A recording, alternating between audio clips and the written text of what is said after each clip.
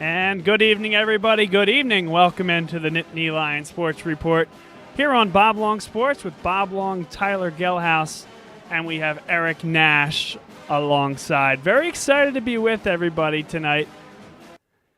It's a phenomenal day to be a Nittany Lion as the team took down the Indiana Hoosiers 45-14 in a game, the Generations of Greatness game at Beaver Stadium, decked out in the new uniforms. Guys, they looked phenomenal. I know this looks really, really nice, but the numbers on the side, I said it last week, I'll say it again, it's the way to go long term.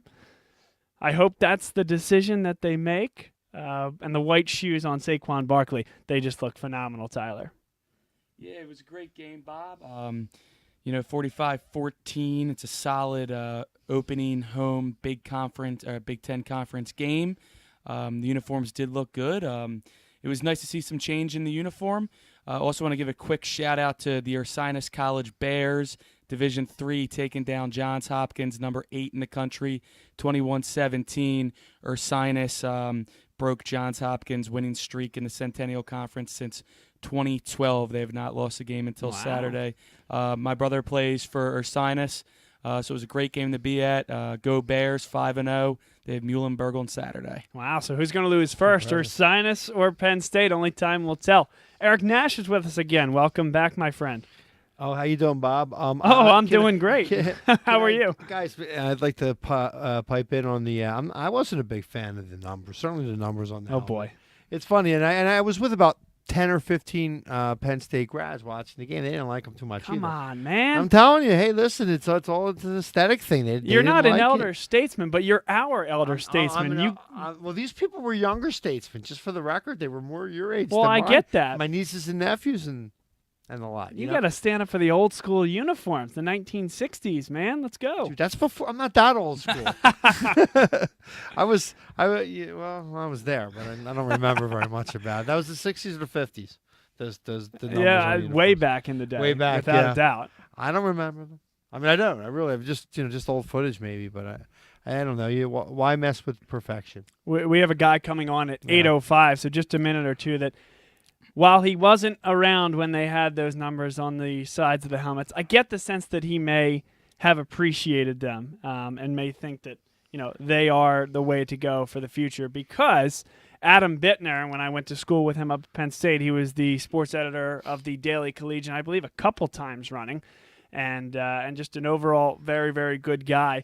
But he kind of has that feel of the 60s, the 70s, a guy that really saw things the way in the past that maybe were a little better than the way we see him today. He's a great guy. He's going to shed a lot of light on this Penn State Nittany Lions team, and we're excited to talk to him in just about 2 minutes. Again, Bob Long here, Tyler Gehlhaus, Eric Nash, and the Nittany Lions. They pounced on the Indiana Hoosiers 28-0 before the first 15 minutes were passed by.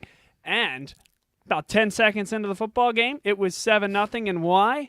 Because of the Heisman favorite, Saquon Barkley. And Barkley, an absolutely phenomenal player, and took it to the house from start to finish. And obviously, that opening kick set the tone for that game and put Penn State in a great spot to be able to go and win that game eventually.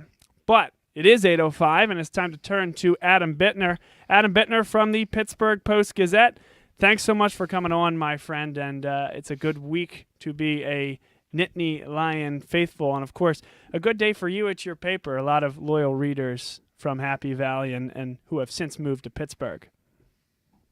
Absolutely, great to be with you. Haven't talked to you in a while, so it's good to check in. Yeah, great to catch up as well, and this is a fun team to talk about right now. This Nittany Lions team that is now undefeated and continues on through the first 2 games of the Big Ten regular season. Adam, what have you seen from this team? On October 1st of last year, and we've talked about this at length on this show, they were down 13-3 to Minnesota, looking like they might be trending towards 2-2. They end up winning that game and winning the rest of the games in that season. I mean, absolutely a huge turnaround that has taken to this point now a team with eyes towards the national championship. What have you seen that has been the big change for Penn State in the time since, let's say, October 1st of 2016? Well, I think it's kind of tough for me to look at, since then, because I think this season has felt a lot different than last season, especially the second half of last season. I think they really started to assert their identity, especially after that Ohio State game that they won. I think beginning with the Purdue game, you started to see the traits of the offense that would show up in every game with the deep passing and the great read option. Finally getting those reads down as they had struggled with them in the first half. So I think it's interesting that second half of last year and that first half of this year don't feel quite the same, even though I think we've seen a lot of similar results. I'm not sure I see the same identity in this team yet. It seems like they kind of do different things every week. The one staple has been Saquon Barkley, and I worry that he has almost become kind of a crutch for this offense, in that it's so easy to run an offense through him that some guys are not asserting themselves the way they were last year when there were guys like Chris Godwin on the team and on the field who were pro caliber players who could who had Trace McSorley's faith and those types of things. So I'm looking at this week against Northwestern, especially that second half of the season, to see if we see some of those defining traits that we saw in the 2016 team kind of come out in this 2017 team. Adam Bittner here from the Pittsburgh Post-Gazette. I mentioned that game last year against Minnesota that actually would have taken them to 3 losses, that not 2, and obviously that important because it came down to every last win and every last loss in order to get to the Big Ten championship game. Adam, being in Pittsburgh and seeing this team, obviously on a week-to-week basis, but also living in the streets of Pittsburgh on a day-by-day basis. Obviously, we're a couple weeks past Pittsburgh, and James Franklin would smack every one of us for even bringing up Pitt at this point. But what was that like? Because I know a lot of our listeners that don't live in Pittsburgh, that's of interest to them, what that dynamic has been like between Penn State and Pitt fans over the last year plus. I think Pitt's performance, especially this season, has kind of taken some of the steam out of where we were, at this time last year after Pitt had won, and then Pitt went on to beat Clemson. I think there was a lot of hope around here that, maybe even if Pitt could not stick with Penn State on like a national championship level, that they could be a pain in Penn State's behind moving forward, and they really have given up that mantle with their 2 and 3 starts of the season. So I think a lot of the steam has kind of come out of what was going on about this time last year between Pitt and Penn State. I think a lot of Pitt fans just generally don't feel great about where their program is, and that's manifested itself not just in terms of how excited they were for the Penn State game, but you've seen big attendance drops this season. They haven't drawn over 40,000 since the opener, even when they had Oklahoma State, a top 10 team in town. So it's interesting, how things have changed, but I think it would be a lot different if Pitt was maybe 4-2 at this point instead of 2-3 or something. Hey, Adam, this is Tyler. I had a question for you.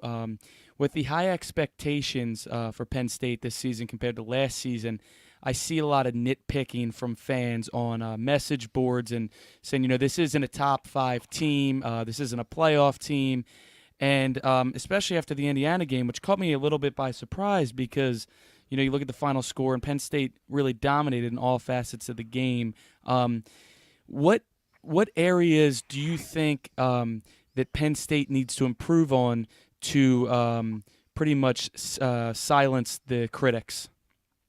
I think Penn State just needs to have that game against a worthy opponent that's kind of a lights out game in the mold of the Iowa game or the Michigan State game last year, where they took a Big Ten team and just demolished them. Granted, those games were at home, and they're facing more road games this year. But I think a lot of people have watched those games where it just felt like Penn State's offense was like a Madden offense, just throwing darts, all over the field, deep to the end zone, just kind of doing whatever they wanted to do. Even in the second half of the Big Ten championship game, I think people believe that that's how this offense is supposed to look, whereas I think that that's something that Penn State needs to work toward. And I don't think that you can expect that on a game-in, game-out basis from a college football team. I think, players have good games, players have bad games. Trace McSorley had bad games last year. I think people forget he was not particularly good against Ohio State. I remember writing, during the Purdue game or after the Purdue game last year that he had, at that point, was still completing less than half of his passes in Big Ten play. And then he really turned it on from there. So I think it's a little bit of fan fiction to kind of remember last season as just the steamroll to the end where Penn State was, looking dominant every week. So I think this team is doing a lot of good things, especially on defense. And they're doing plenty on offense. It's not as impressive as it looked, and I think you're kind of hearing that from fans for obvious reasons, because they have such great memories of what last year was, and they're trying to project that onto this team, which has so much more expectations than last year's did. Yeah, Adam, you kind of dived into it a little bit right there with Trace McSorley. That's another subject that I've heard from a couple people and also on the boards. A little bit of disappointment in his play thus far this season, even though he's thrown for over 1,300 yards already, 12 touchdowns through the air, and only 4 interceptions, 2 of which, the one was the Hail Mary at the end of the half to Pittsburgh, and we all know the Josie Jewell interception at Iowa. Neither of them, I believe, were totally his fault, especially the Hail Mary. It's kind of just, see what you can get. But people seem to be a little disappointed in him, and I want to get your take on how you think McSorley has played this year. And Adam, if I can hop in as well, one more stat, because I think this is important, Tyler. People wanted to see the completion percentage go up. That has happened by 8 points, up to 65%. So with all that in mind, Adam, your thoughts there? Well, I think he's been playing a very different game than he was at the end of last season. He has been throwing a lot more underneath, and I think that's in part because defenses are not willing to get beat over the top like they were, or maybe they were unwittingly getting beat over the top at the end of last season. They didn't believe Penn State had that vertical passing game, and now they believe it's more credible, so they've been giving more stuff underneath. And so what McSorley's doing is naturally looking less impressive, because it's not just throwing up these, these just lasers that are finding guys for 60 and 70-yard touchdowns, and it doesn't look like it did. And even if he's still efficient and finding the right receivers in the right places and moving the offense, it doesn't look the same. I also think that the third down struggles have been they kind of put a microscope on McSorley, because that's what people perceive to be where the best quarterbacks thrive is on third down in those clutch situations where you either keep a drive going, you score a touchdown, or you end up kicking a field goal or punting. And Penn State has to get better at that. So I think that if you combine the third downs and the fact that defenses are just not willing to give Penn State the big chunk plays that they were last season, I don't think it's any surprise that McSorley doesn't look as good, even if he's still getting the job done on a week-in, week-out basis. We're talking to Adam Bittner from the Pittsburgh Post-Gazette, digital media and sports editor for that fine publication out in Pittsburgh, PA, my old hometown. So it's great to reconnect with Adam, even if it's via show here. But hope to continue to catch up with you, in the times when the show's done. But Adam, I want to get your thoughts now as we move towards Northwestern. This is a Wildcats team that was thought by many to be the team to come out of the Big Ten West, and that it was going to be perhaps Northwestern and Wisconsin. One of those two teams. Of course, that game happened last weekend. That game had a little bit of a different feel than I think it did pregame. Have you seen much from the Wildcats yet? Obviously, a throttling against Duke. They got absolutely crushed, and I wonder if this team is just not what the preseason pundits thought that they would be, that there was a new weakness exposed, perhaps the O-line, or what we would expect to see out of that Northwestern team on Saturday. I think it's really hard to tell, especially coming into these road games, how any individual team is going to play Penn State, because I think a lot of Penn State fans have gotten used to the idea of Penn State being just like everyone else in the Big Ten in some ways, and that other teams don't get up to play Penn State the way they do maybe in Ohio State or Michigan. But I think we saw at Iowa that that's not the case. That a team that may not be, that may have its flaws can still get up, and a fan base that may be watching a team that has flaws can still get up for a game against the top 5 team. So, I think you can certainly pick apart Northwestern. You can pick apart any team Penn State's going to play on the rest of the schedule. But, I think it's interesting to see how those teams react to Penn State.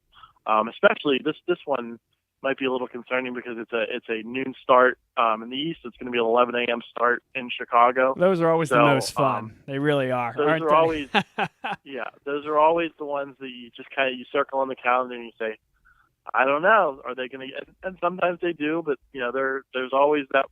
It always seems like there's one game where the team doesn't roll out of bed the right way and comes out a little bit flat. So I think if Penn State does come out flat, that you could easily see Northwestern staying in the game the way that Iowa did. Adam Bittner here from the Pittsburgh Post-Gazette.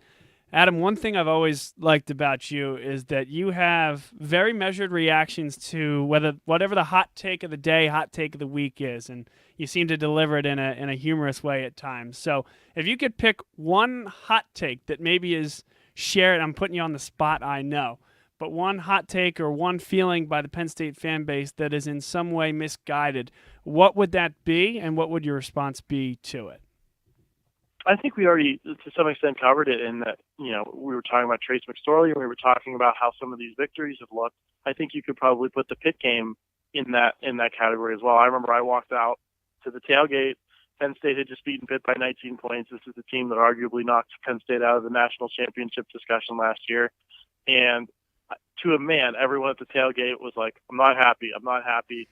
We should have been better. And I thought, okay, well, maybe that's just them. Got in the car, drove to C.C. Peppers. I was getting my cheesesteak. And everyone in line at C.C. Peppers felt the exact same way.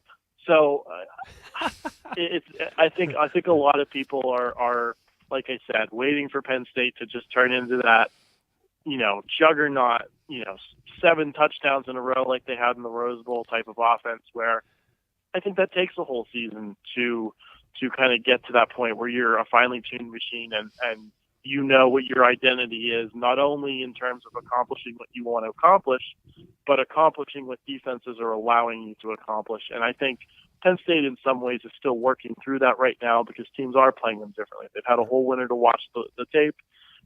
They've had a whole winter to figure out different strategies to try to slow Penn State down. And for the most part, I think Penn State's done a pretty good job. I mean, they racked up a lot of yards at Iowa. They didn't finish off drives, but I think you'd rather see them continue to move the ball, especially with the offenses that we've seen in past years from Penn State.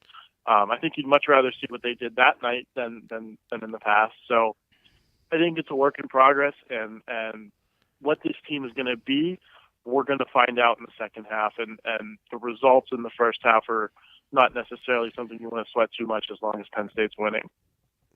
Maybe I'm an older guy, Adam, Eric Nash here. Maybe I'm an older guy and I'm a little more of a realist, but I'm looking at, if we talked about the game last week, I believe it was a 14-point line. Was that the line of the game? I think it was 18 maybe it pushed up to. What, Indiana? Yeah. I think it was about 18, I think. And they won by 31. So is that a letdown? I mean, I don't know what, I don't know what you're looking for.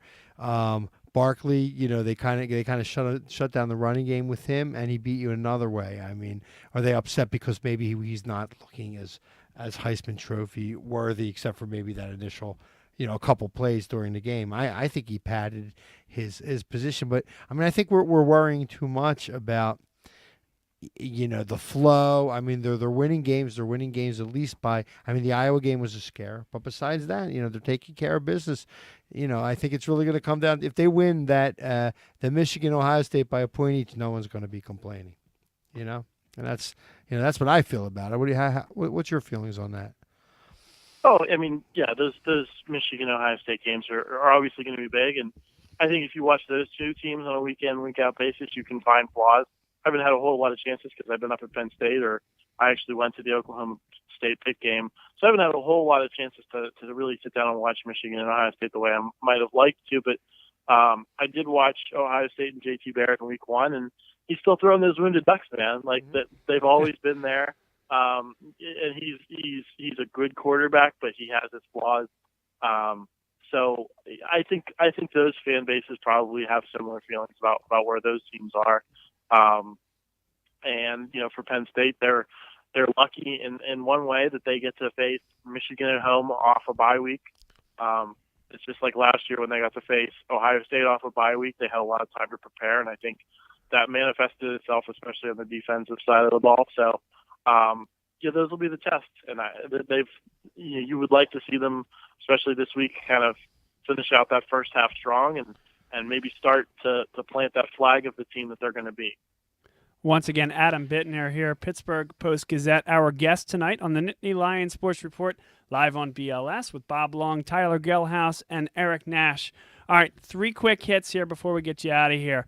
Mike Gesicki update if you have it. I know that's a tough one. Franklin's never going to talk about it, but if you're hearing anything on the inside, your thoughts on the generations of greatness, the old school jerseys that Penn State wore, and a prediction for Northwestern if you would be so willing.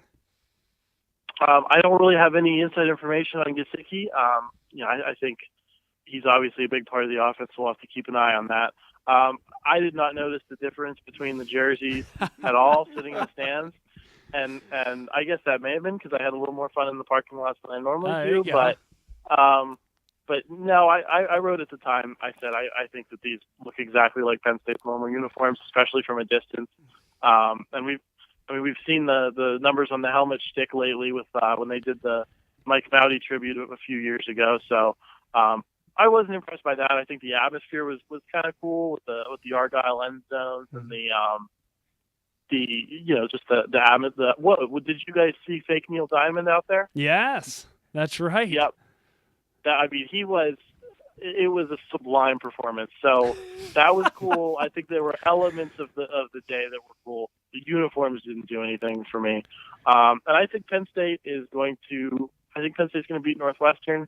I think it might be another one of those games where people are frustrated, but the Penn State controls the game for most of the way. So I'm going to go Penn State 26, Northwestern 17. Adam, is it bad when I was watching that Neil Diamond performance, the fake Neil Diamond, that I actually asked the question, is that the real Neil Diamond? Now, is he, someone help me. Is he I probably would have asked the same question. Is he deceased? Or? No, he's alive. Okay. I think. All right, so it's not as bad as I thought. I don't know. I get him and Engelbert Humperdinck mixed up anyway, so I'm not really No sure. idea who I think you're he's still talking alive, about, so though. that's good. So there you go. Right. So, but I'll just say this about fake Neil Diamond. I am not a fan of the Sweet Caroline. It is a pitch tradition. I mean, a lot of it started with the Red Sox, and then some college football teams picked it up, and then Penn State only plays it because they took it off the playlist during the scandal, and people made us think about it that Penn State shouldn't be ashamed and they should play Sweet Caroline, and that's the only reason it's played every week anyway. You're exactly right there. So that grates on me, but that guy killed it. I mean, if I'm going to have to listen to Sweet Caroline, I want I want to have that fake Neil Diamond every time. So I'm glad we could get you. I'm glad we could get you on to the good side once again there on Sweet Caroline. That's good news. Still alive and looks like he's about 77 or so. Is that right? Okay. Yes. Well, unfortunately for another great icon, Neil Diamond is doing better than unfortunately our good friend Tom Petty, who I don't know if there was a final thing that we got yet, but hope that at least all is well for him and his family in that tough time. But Adam, great stuff tonight on Penn State. We appreciate it, and we hope to have it back on the show real soon. Absolutely. Thanks a lot, Bob. Good to talk to you. All right, we'll catch up as well off air. Can't wait to catch up some more. See you soon. Talk to you soon. Bye-bye. All right, that's Adam Bittner once again from Pittsburgh Post-Gazette. Again, a great guy. You saw on his picture there on the graphic holding up a publication of the Daily Collegian. We mentioned a 2-time sports editor up there, which is tough to come by. He had so many positions. He got involved right away as a freshman and is a very, very, very talented writer and knows that Penn State football program inside and out. So once again, Bob Long, Tyler Gehlhaus, Eric Nash is here. Guys, any immediate takeaways from the interview with Adam? Tyler, I'm sure you have one about the questions you asked about, certainly about Saquon Barkley, and more specifically when you got into the criticisms of Trace McSorley. Yeah, I think Adam had a very refreshing opinion. It's if you're reading the boards online, it's a lot of negativity from probably older guys that are sitting in their basement drinking beer on a Sunday night, and they just think a little bit too much about it. And no, Eric, I'm not referring to you on that. But it was just hurt my feelings there for a second. Not that it's a bad thing, but it's okay. it was just a little. It was a little Works for me. refreshing. It was a little refreshing to hear from Adam on his take, and just a lot of people are expecting it to be exactly like last year, whereas it was almost like week in and week out. It was almost like a heart attack. And it's actually kind of refreshing not to have those ultra close games outside of Iowa, and Penn State in every game has been the better team.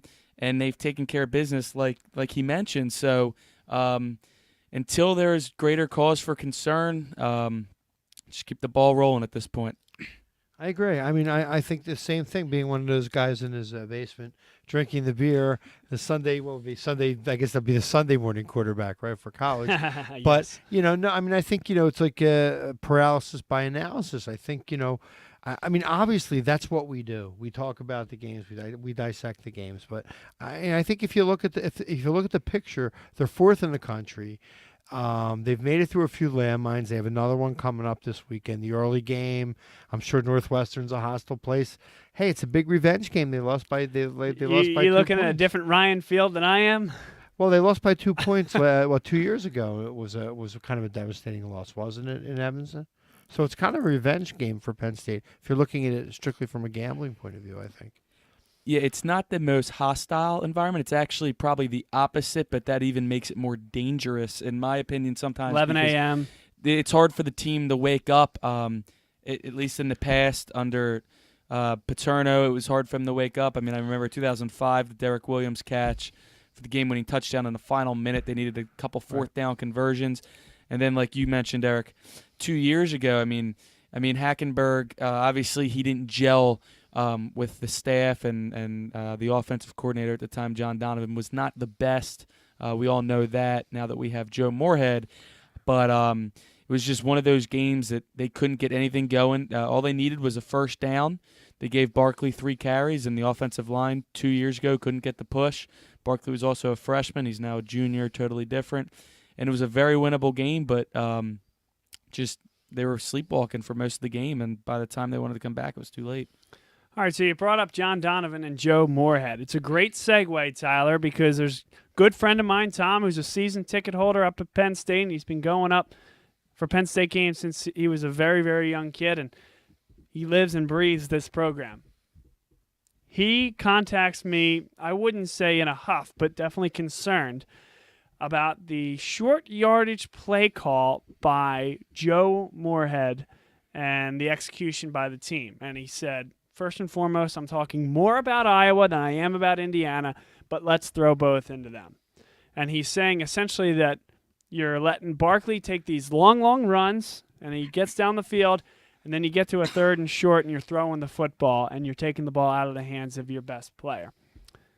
I don't know if that's what you guys have seen, but to throw a little bit of background out there, I did a lot of thought and research behind this, and my thought is and was that I don't think it was quite as big a deal as he was getting at, but he's a good football mind, so I wanted to really look into it. So against Iowa, I charted every single play inside 3 yards, whether it's at the goal line, whether it's from getting a first down. Second down, third down, and fourth down in every one of those situations. Against Iowa on second down and short, there were 12 plays taken under that pretense. 2 passes, 10 rushes, and Barkley touched the ball 6 times. Third/fourth down and short/goal. 9 opportunities, 4 rushes, 5 passes, 3 touches by Barkley. When you delve in a little bit deeper, one of those passes was an RPO where Trace looked like he was going to hand it off to Saquon Barkley, looked like he was reading the end well, and he was staying put. So then at that point, you send it to Barkley, and he runs in between the tackles. But Barkley, maybe you remember the play. I'm sorry, this is Indiana I'm talking about. We'll get to that shortly. But one of the plays against Indiana that we'll talk about, Saquon Barkley slips and adroitly Trace McSorley pulls the ball, throws. It was an incompletion intended for Juwan Johnson. So let's get to that Indiana game. On that one, 8 of those 3rd/4th down and short opportunities, 3 rushes, 5 passes, and 2 touches for Saquon Barkley. On 2nd down against Indiana, 4 rushes, 3 passes, and 3 touches by Saquon Barkley. So when you think about it on a holistic perspective, Barkley's touching the ball 40 to 50% of the time in every one of those metrics that we're talking about. So I personally don't have a problem with it, but I thought it was a worthwhile exercise. Guys, what have you seen? I didn't expect you to do that research, by the way. But what have you seen, gut feeling, and then what do those stats tell you, if anything, differently? You put those numbers together. I mean, I would ask you first what you feel they mean. I mean, what do they mean to you? I mean, what it means to me is you're seeing I slightly. just figured that we may want to know. You put the numbers together. You must have had some thoughts there, right? All right. My thought is yes. We found that Joe Moorhead has more of an affinity to throw the football on 3rd and short than he does on 2nd and short, which really, when you take a look at football minds and what you see maybe at the NFL level, is a little bit different than expected, because on 2nd and short, you have 3rd coming up next. A lot of times you'll take that shot. But sometimes for Penn State, that big shot, quote unquote, is handing the ball off to Saquon Barkley and letting him break one. On 3rd and short, a lot of times I think defenses are stacking the box, and I took a special look at that as well. Stacking the box, and a lot of times committing that ends. I mean, 1 or 2 of these in each of these 4 scenarios were RPOs, at which point the ball, that's out of Joe Moorhead's hands. He calls the play. It's on Trace McSorley to make the decision. Okay. And he doesn't hand it off to Barkley. Either takes it and runs with it or throws it. Okay. So is that Trace McSorley's fault now? Is he pulling the ball at the wrong time? I don't think so. I think he's actually doing a pretty good job of that. I think he looked bad against Indiana at times when he tried to pull and run off tackle, simply because T. Gray Scales is an all-American caliber linebacker and just really, really good. Quite frankly, faster than Trace McSorley, and made him look bad. Now, there were times where there was a read option to send Saquon Barkley or Andre Robinson off tackle, and if McSorley were to pull, he would go up the middle. He was more successful there because Scales is out of the play at that point. He's more likely to be covering Saquon Barkley. He was taking it on the outside. So, I don't have any problem with it, to answer your question, Eric. I think these numbers line up, but it was a very worthwhile exercise. And like I said, Tom's a good football mind, so I wanted to take everything he said under advisement, and I wouldn't have entertained this without him. So I think it makes me more knowledgeable about Penn State, able to have a conversation like this. But at the end of the day, Joe Moorhead, I say continue doing what you're doing. When it comes to RPOs, that's contingent on space and getting guys on the outside, getting your playmakers the ball quickly. Right? And so when Saquon Barkley is on the outside, he's extremely dangerous. When Trace McSorley is holding the football, he's getting sacked because the offensive line isn't great. For 2 reasons, we're tugging on that rope. They want to get the ball out of Trace McSorley's hands very quickly. What happens when you're on a short situation or a goal-to-go situation? The field is somewhat more condensed if you're trying to, get a short crossing pass or something like that, right? Teams are bottling up right near whether it's the goal line or the first down marker. And what I think is happening is the RPO just isn't as successful because there isn't as much space. No, this team is not going to go under center, and they shouldn't even think about it. And they're not going to use a fullback either. And they're not going to use a fullback. So that's, to answer your question, Eric, in a very long-winded fashion, but hopefully at least a little bit concise to give us a little bit of time before Greg Mroz comes on from Northwestern. That's my thought. I have a thought on that too, Bob. I understand why people are maybe a little bit upset with the 3rd downs, the short yardage, because that's what's going to keep drives going and keep the other team's defense on the field. However, I remember last year people were complaining that we scored too fast. And we scored on big plays only, and we couldn't put together drives. Yep. And now we're putting together drives and still putting up points. And Trace's completion percentage is 8 points higher. And not to say that this guy we're talking about is complaining about was complaining about that last year. But, I mean, there are people that just always find a way, and I'm by no means saying that this is what your friend's doing. Sure. But it's just always it's what high expectations do. They make you nitpick. If I could recommend one thing, if you're listening, James Franklin and Joe Moorhead, I'd like to see. I think we can assume they are. Yeah, I mean, what else would they be doing tonight? So in the short yardage situations, I would like to see Tommy Stevens maybe get a crack at some of those 3rd and 1s, especially down towards the end zone. He's a tough Playing what position? I'd put him at quarterback, actually. I mean, he's a tough runner. He's faster than McSorley. He's bigger than McSorley. He's stronger than McSorley.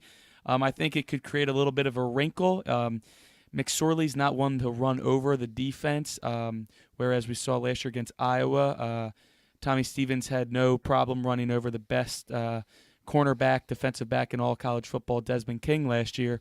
So, I mean, it's something to I would consider. Again, I'm not getting paid the big bucks. I mean, we're doing all right here with this, but That's right.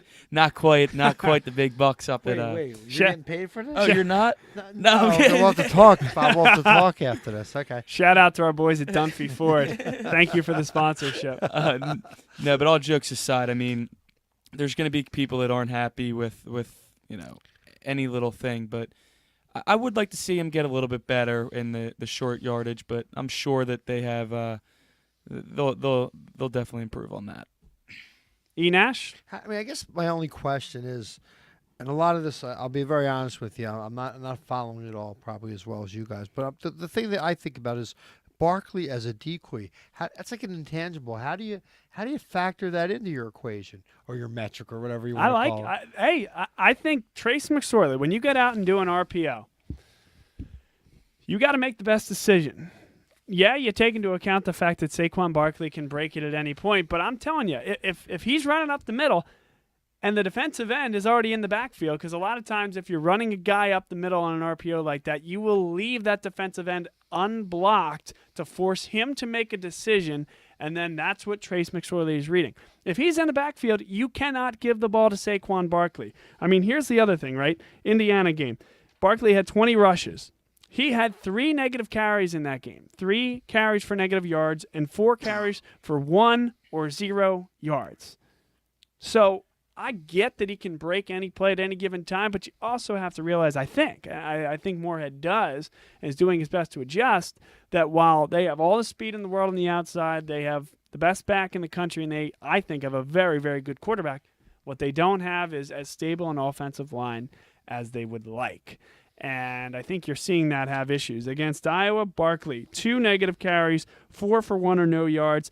I think that's a little more palatable. 6, we'll say short to no yards to negative yards on 28 carries versus the, 7 on 20. I mean, I think, to the coaching staff's credit, they put Barkley in positions where he could do well. I mean, obviously, he was being bottled up with the rushing. Okay, so the kid, he gets the kick return, he scores, and he throws a touchdown. I mean, the guy, what are you going to do when he's going to have these negative runs? They're going to key on him. They weren't going to let Barkley beat him. I guess from the line of scrimmage is kind of what it looked like to me. So Yep. Okay, so they used him in other ways, and your numbers are great, but once again, what's the value to not give Barkley the ball just because he's there? And the people are keying on him. I mean, just for that factor is worth a lot. I don't know how you can quantify any of it. Yeah, Yeah. I don't disagree. Yeah. Is that all? That's all. That you thought? That's it. All righty, fair enough. Right. Yeah, this is the Nittany Lion Sports Report. Bob Long, Tyler Gehlhaus. We have Eric Nash, and for those of you out there that are absorbing that discussion, we want to hear what it is that you guys think about. That is there an issue with 3rd and short, 2nd and short play call? Tweet us at Bob Long Sports. Again, at Bob Long Sports. And also, while you're there, let us know how you're enjoying the show. Right now, though, we want to turn our attention to the Northwestern Wildcats as the Nittany Lions will take on Northwestern on Saturday at 12 o'clock noon in the East, meaning that phenomenal and vaunted 11 a.m. start in the Central. And here to talk about it with us is Greg Mroz. He is the sports director emeritus, he told me, at WNUR, one of the most involved guys. A good friend of mine, Ryan Connolly Holmes, put us in touch. And I know if Ryan recommends me talk to somebody, it'll be a really good guy. So, Greg, thanks so much for coming on, and it's great to have you on here tonight. You got it, Bob. Guys, thanks so much for having me on. And this is always one of my favorite games whenever it comes about, because it always seems to be a little bit different than how pundits project it to be. Okay, so let's hear it. Give me a historical example of what you're talking about. Well, what's funny to me is that in the latter stages of the Bill O'Brien era, people would expect Penn State, with number one, how weak Northwestern secondary had been in the past, and Christian Hackenberg's vertical passing ability to beat Northwestern left and right. And what's funny is that Northwestern has not, I'd say, owned Penn State, but they've owned James Franklin. Back in his time at Vanderbilt and in every matchup that they've played since he's been at Penn State, James Franklin has never beaten Northwestern. So I think that there's a little bit of extra added motivation. And I have my rule of Northwestern, which is the Wildcats are supposed to beat a team that they're not supposed to beat, and they'll lose to a team that on paper you think they're not supposed to lose to. And neither of those games has necessarily happened yet. So it's homecoming, 11 a.m. There will be a good amount of Wildcat fans there. And I just think that you look at how Penn State played at Iowa. That was the game they escaped by the skin of their teeth. They didn't have much of a test this past week. I'm not sure what to expect on Saturday. Expect nothing on Sundays, but this should be a really exciting game, I feel like. It's going to be a lot closer than a lot of people think it's going to be. Greg Mroz here on the Nittany Lion Sports Report. So let's back up just a touch, and we'll get to the Penn State game and predictions. But I think a lot of our viewers want to hear a little bit more about Northwestern, because this is a team, and correct me if I'm wrong, a lot of people thought was going to be a sleeper in the West, and not that they can't still be a sleeper in the Big Ten West. Obviously, that game against Wisconsin this weekend was a big one, and we'll talk about that too. But take me through a struggle against Nevada and then a loss against Duke. What happened to this Pat Fitzgerald team in the first 2 weeks of the season?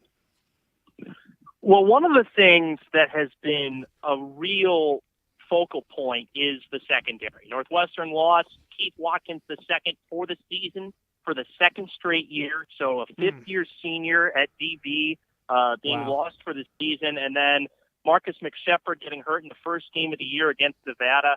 I think the slow start against Nevada was somewhat expected. If you have followed Northwestern, they don't always get off the best starts at home, at least in the last couple of years. Losing to Western Michigan last year was a shock at the time, but in hindsight wasn't really that big of a shock. And in the second game of the year, they managed just 7 points against FCS Illinois State. They were favored by 23 points against Nevada and were losing at halftime, but got themselves right. And you figured, based on what you saw from Justin Jackson and Clayton Thorson's progression throughout the game, you figured that it was going to be a good building block even after some struggles. And then the Duke game hit, and everything just went bonkers. Thorson was running for his life. Nobody could get any penetration, and the defense was just getting beat vertically every single time that Duke had the ball. And this is a matchup that they've had each of the last 3 years against the Blue Devils, and this has been by far the worst Northwestern has played against Duke. They played a very weak Bowling Green team for their third game of the year, and they basically wiped the floor at them. And then Wisconsin, basically what they needed to do was contain the run game, and they couldn't do that well enough. And more than anything else, Northwestern's offensive line has been one of the reasons why this team is 2-2 instead of 3-1 or 4-0. Thorson got sacked 8 times on Saturday. The offensive line broke down significantly, and Wisconsin was triple teaming with Spies Justin Jackson, who through the course of his 3+ years has been one of the most consistent running backs in the Big Ten. So Jackson was limited to under 30 yards rushing, and none of Northwestern's receivers could find any daylight. Hey, Greg, this is Tyler. I heard you talk about the secondary a little bit, and I watched some of the highlights from the Wisconsin-Northwestern game, and I actually think that from what I saw at least, for the most part, Northwestern did a pretty decent job stopping Hornibrook through the air, and they picked him off twice, and they also had a forced fumble to start the game. I'm not sure if that maybe isn't the Northwestern secondary that you guys are used to, but I thought they looked pretty good against Wisconsin. Well, Wisconsin is not a team, Tyler, that you're going to expect to throw it down your throat. That's a team very much like Penn State when Saquon Barkley is working the way that he should, that's going to try and run it down your throat. And Hornibrook, he has a tendency to really float his deep balls. I don't know if you guys noticed. On the 15 to 20 yarders, he throws a nice spiral. But when he tries to go 25 yards down the field, the ball seems to have a little extra elevation, but in a way that allows the DBs to set up a little bit better. And Wisconsin was missing they were missing their top target in Troy Fumagalli, who is one of the best tight ends in the Big Ten. Hornibrook got himself right, and the ground game just drove Northwestern weary eventually. And, the secondary has problems at times covering the deep ball or missing a matchup or two. So I don't know if the Wisconsin game is necessarily the best example. You got to go back to the Duke game to really see when they get beat pretty badly. And they just don't have a lot of depth in the secondary. Outside of senior safety Godwin Igwebuike, there's really not a lot of great coverage defensive backs, and their linebacking core is pretty young as well. Losing Anthony Walker Jr. to the NFL draft a year early, mind you, the first player in the Pat Fitzgerald era to ever leave after his junior year, that hurt big time. And the defensive line just is not getting a whole lot of pressure on the quarterback, and that's one of the reasons why the secondary has had so much pressure on it to succeed, because you lose guys over the years like Dean Lowry and Deontay Gibson and Fadi Adenabo. They haven't been able to replace that production rush in the passer. So are you saying that, I understand that Wisconsin's not a very vertical passing team. Penn State, however, can be, and they have great athletes at receiver. Is that a major cause for concern for Northwestern, Penn State's receivers going up against Northwestern secondary? I think that's a cause for concern, but what's really going to be a cause for concern is if they get Saquon Barkley started early. If he's getting 5, 6, 7 yards at a time, that's really going to open up, as you would assume with a team with a really good running game. Give Jonathan Taylor and Broderick Shaw a lot of credit. Those two backs, it seems like Wisconsin has backs every single year that can grind your defensive line and your front seven into misery. But Saquon Barkley is going to be the best running back that Northwestern will face all year long, outside of Iowa's Akram Wadley, who for some reason has decided to put up career best games in every matchup he's ever played against the Wildcats. So I'm sure that Northwestern is not looking forward to seeing Wadley again this year. They're kind of hoping that he would have graduated by now, but that just does not seem to be the case. Saquon Barkley, and you guys cover the team as much as anybody. I mean, he's the best running back in the Big Ten, and I would say that on a good day, probably your second best running back in the Big Ten is Justin Jackson. So if Barkley gets going, it could be a really big tilt in favor of Penn State. And there's some motivation for the Nittany Lions here, because they want to prove to the world that they are the best team in the Big Ten by a long shot. And after the performance on the road at Iowa, I don't think that team is going to take anything for granted, especially against a Northwestern team that, like I said beginning this interview, that James Franklin has not beaten. He didn't beat them either of his two matchups against them while he was at Vanderbilt. So, he wants to prove to the college football world that Penn State is the premier team in the Big Ten, and it's going to be matchups against Northwestern, games that they have to win and win by a wide margin. And, Penn State right now is that one team in the Big Ten that I believe can actually make the college football playoff. Michigan clearly is not the same club that they have been under the first 2 years of Harbaugh. You can clearly see that.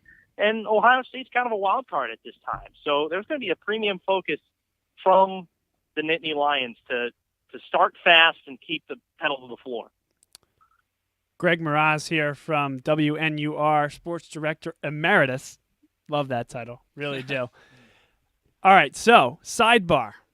The comment about Akram Wadley, I think we all could agree, or at least I do. Jared Abbrederis would also fall into that category. That guy would not graduate, and he may still have one year of eligibility left somewhere. He's waiting to come back into Wisconsin Badgers colors. But, Greg, moving to this game, you mentioned what could be an issue for Northwestern that Penn State brings to the table. What does Northwestern bring that should be a concern for Penn State viewers and listeners right now, whether that's something that Northwestern does really well or something that you've noticed that Penn State has a deficiency in that Northwestern can exploit, or some combination of the two? It has to be Justin Jackson and Jackson's ability to create space.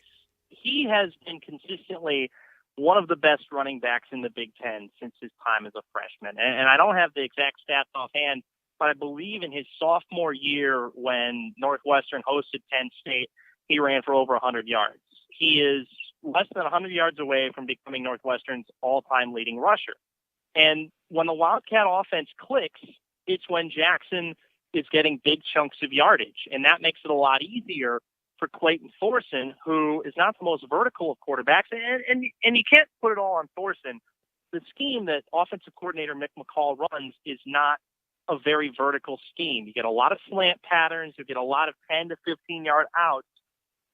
If Jackson gets shut down, that makes it a lot more difficult for Thorson to be able to find any production in the passing game. And what you saw against Wisconsin was the ability of the Badgers front seven to shut Jackson down, put a spy on him, and essentially double team him to not allow him to get any space to the outside.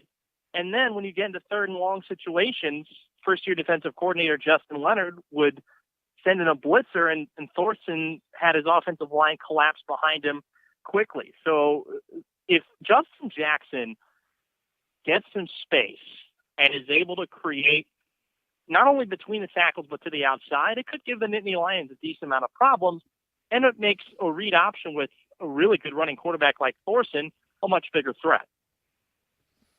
How you doing, Greg? Just a quick question. Maybe it's my naivete, but we were talking off the air, the guys here, and I mentioned Ryan Field, and they're like, oh well. Basically, I guess they're saying that's not the most formidable place for the visiting team to play. Is that your feelings as well, or are we taking that a little for granted? Well, it's interesting that you should bring that up because you look at the big alumni bases in the Chicago area. You get schools like Illinois, Michigan, Wisconsin, Michigan State. You think of all the Big Ten West schools, you have a lot of alumni that are from the Chicago area and live in the Chicago area. That's not the case with Penn State. So unless you think that the fan base is going to travel a decent ways, it may not be as much of a Nittany Lion advantage as you might think. It's also worth noting that it is not only Northwestern's homecoming game, but it's an 11 a.m. start. And so you'll have to see how the student section responds to that. I can just tell you, as a former Northwestern student, the students don't always get up for the 11 a.m. games, but certainly the alumni are going to be there in full force. So I think that you'll see a really good turnout on the Northwestern side, but don't get me wrong. If Penn State has the momentum, you're going to hear much more "we are's" than you are "go Utes." And we are going to ask you for your prediction on this one as well, if you would be so willing. I think you were teasing us at the start. Are you going with the upstart Wildcats this weekend? I am, unfortunately for my alma mater, I'm going to pick the Nittany Lions, but it's going to be a really close game.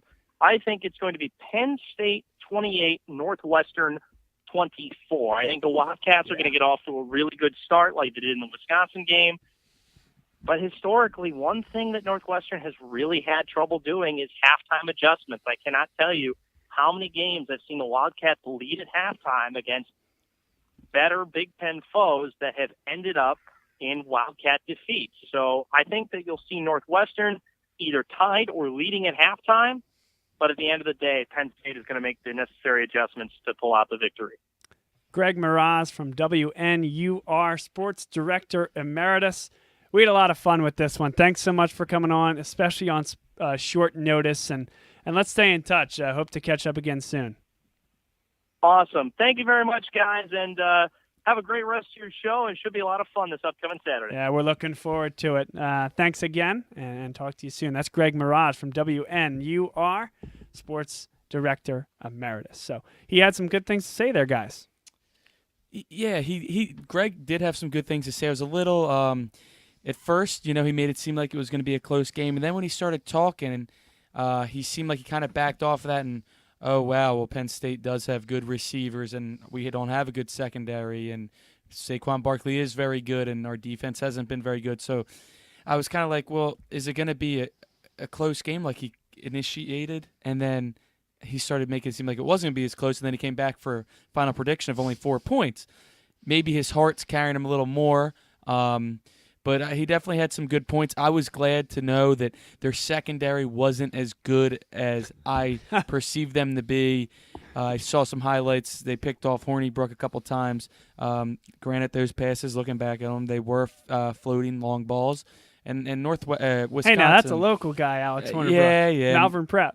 But he doesn't throw floating balls. Exactly. But I mean, it's good to know. It's a little refreshing for me because it is at Northwestern where Penn State hasn't had that much success, and it's not because it's opposite of a hostile environment, which could be part of the reason.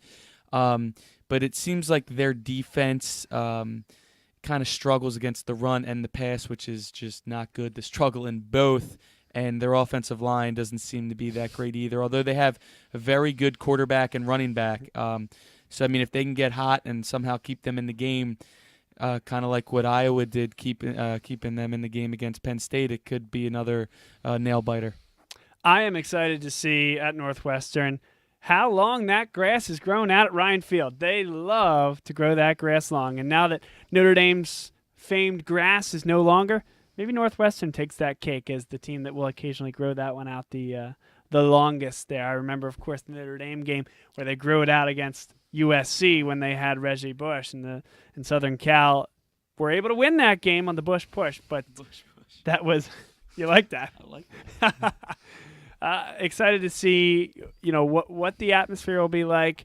He said not a lot of Penn State alums in Chicago. I don't know that they definitely do have a lot of fans out there and a lot of alums out there in Chicago, but to his point, there's probably more Wolverines and Buckeyes out there. So Sure. I think they'll represent themselves well, the Nittany Lion faithful, but 11 o'clock kick, people saving up for the game out to Columbus. We'll just have to see what that's like. I think you'll see some white and hear some we ares, as he said. Eric, what's your key? Well, it's funny, it's I guess as the elder statesman of this triumvirate here. Your words, how not come ours. I'm the only one that giggles every time you say that quarterback's name, Hornibrook? Okay, I mean I should be the one that could rise above that. I can't seem to do that. But it's interesting. Last week I was all on the bandwagon, and I'll be honest about it. I thought there was going to be a much tighter game, and it was not. Got there for a brief period of time, and then it ended up being a rout. So I mean, you have the guy who talks to you about Northwestern coming on, and Greg tells us if my stats are right, they're the worst defense in the Big Ten, or the second worst defense in the Big Ten. And we're 5 games in. Okay, but they're only 4 games. Or 4. Into. That's right. 2-2. 4, that's yeah, right. You're right. And apparently they have some problems with their offensive line as well. So I'm with you. I'm with you. And how that happened, Tyler? And then he came with a 4-point game in a game that's a 14-point spread. The line. So he's basically saying take the points, and he's saying the Northwestern is going to creep up on him. But I don't really see from my listening to him the logic that he had there. So maybe it is a heartfelt thing. Listen, remember, this is a team that before the year was expected to be 1A with Wisconsin in terms of the best team in the Big Ten West, and that may not change. But I think struggling against Nevada, getting throttled by Duke, and rightly so, has changed that perception. However, a team hanging with a really good Wisconsin team, I don't think is to be second-guessed, and I think obviously Penn State's going to take it one game at a time, but they really need to be prepared to go for an 11 a.m. Central kick against a pretty good team. Do they have weaknesses? Sure they do, without a doubt. But I think that Duke game is going to shroud people's opinions and think this is a walkthrough. Remember, Iowa was a double-digit favorite, a dog, to Penn State, who is a 12-point favorite. So, wasn't that more of a Lions den, though, Bob? I mean, playing at Iowa. I mean, from what you're telling me, that was a tough place for Penn State to play. Yeah, it was. And you're saying that this is going to be quite the opposite of Quite that. the opposite. But Tyler made a great point at the top of the show. He made a great point that sometimes it has the opposite effect in that you're not as up as you should be for one of these games for a morning game that will kick at 11 o'clock. I think there's something to that. Coming out a little bit of sleep is a huge issue against a team that does have the weapons that Northwestern does, even if they haven't showcased them on a consistent basis. So I think this is a game that Penn State fans should be cautiously optimistic about. I think clearly Penn State has the talent to win this game and should win this game, and I eventually think will win this game, but I would not overlook the Northwestern Wildcats. Not by a long stretch. Give me a score, Bob. 35-20. Okay. My final thoughts. Actually, I'm actually happy to hear that James Franklin has never beaten Northwestern, and I'm happy to hear that because I like the motivation on his end, not only the players' end, who obviously 2 years ago lost at Northwestern. Not that the whole team was a part of that, but James Franklin definitely has a little bit of an edge going into this game, and that makes me feel like that he's going to have his guys ready to go because he knows not just to beat Northwestern, that's not the goal for this team, but eventually you're going to have to beat Northwestern to get to where you need to be and where you want to be at the end of the year. And James never being able to beat Northwestern, it's definitely going to be on his mind all week. So I have to think he's going to do everything in his power. Hopefully that translates over well for an 11 a.m. start for the Nittany Lions. I think Penn State will win 31-20. I'm not so sure it's ever going to be that close in the second half as an 11-point, two-possession game may indicate. I think Penn State will control the game. And a little bit of a side fun fact here, I almost forgot. Penn State's punter, Blake Gillikin, has a twin brother on Northwestern, their long snapper, Tyler Gillikin. Not sure if he's a starting long snapper, but definitely an interesting storyline going into this game. Well, I can see how both of them perfected their respective crafts when they were growing up. Yeah. One snapping to the other and the other punting. Interesting backyard barbecues, I'm sure. Is it on me now? I mean, just my feeling is that funny, it's completely different than when I was looking at last week's game. I think this is going to be Penn State's road coming out party. I really do, Not that they've had that many road games, but I think that this is going to be, this is going to stomp out that Iowa, the bad taste in our mouth. Now, these Northwestern guys, like the fellow we had on, are bright people. I don't like to, they're smarter than me. I mean, I believe Mike Greenberg was That's correct. Was a Northwestern. And a lot of other people in the sports media world. Right, so that's what I'm saying. So, I mean, I don't really want to, go up against them because they could be right. But I think that you're going to be a lot of these fans that are crying, these Sunday morning quarterback guys that are crying with the beer in their beer are going to have this is going to be a quality win for them because it's just looking at it from a gambling perspective.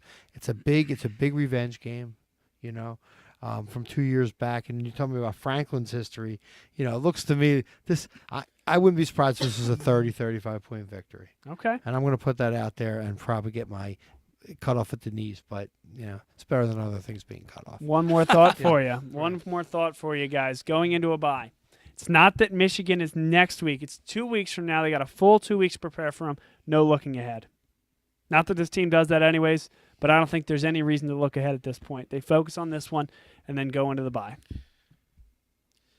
After last year, is there any way they're going to ever look ahead? I mean, there's no way. I mean, I don't see that at all, and I don't just really understand the 11 o'clock start. Isn't that something that could be as difficult for Northwestern, or is it because they're a central time zone or whatever? It's not as big a deal for them. Is that? I mean, is that the feeling? They played 11 a.m. actually last week against Wisconsin. That was 11 a.m. Central start, so they're a little more used to it because they're in the Big Ten West. They play more games, obviously, in the Midwest, as does Penn State. So, I mean, it's definitely – but it could – you're right, though. It could be a double-edged sword. Northwestern could come out slow. You just never know, but historically, Penn State has definitely not come out of the gates fast at Northwestern, and sometimes they don't even get out of there with a win. So, should be interesting. Final thought. We talked about Blake Gilligan very quickly. Kicking issues. Field goal. Not Blake, of course, but Tyler Davis and specifically the blocking. They need to get that in check or it could cost them down the stretch. That's another thing that we didn't really mention tonight and don't want to spend 10 minutes on, but it's not good enough right now. James Franklin called it unacceptable in his post-game press conference, and I think the results certainly show that. Only 5 for 11, Tyler Davis, on field goal attempts this year. Some of them him missing on his own, pulling or pushing, and then some of them induced by blocking issues up front. But, guys, another quick hour plus, an hour and 6+ minutes here. Again, nobody after us, so it's our studio until we want to get out of here. But we will now take our leave. And for Eric Nash, Tyler Gehlhaus, I'm Bob Long, saying so long here from Philadelphia, the Nittany Lion Sports Report weekly here on BLS. And we'll talk to you next week right after the bye as Penn State will have just taken on the Northwestern Wildcats. Enjoy that early kickoff, folks, and we'll see you next week.